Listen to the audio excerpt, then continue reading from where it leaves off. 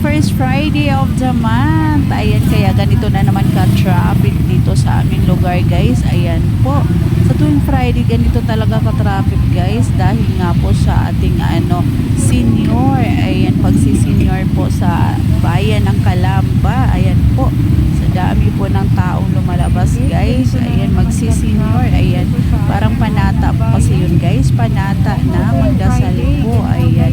Dahil kapag kayo po ay nagdasal, meron po kayong wini-wish guys. Ayan, walang posible po yun ay matutupad. Ayan, basta si God po ang mag-ano guys, magbibigay sa inyo. Basta po, mag-pray lang po tayo ng mataimtim at ibibigay niya yung ating mga wishes. Kaya naman guys, ayan, panata na po yan dito sa mga taga-Calamba ang magsisenyor tuwing Friday. At ito nga po guys, ayan, ganito kadami ng tao. Ayan, ganito ka-traffic po.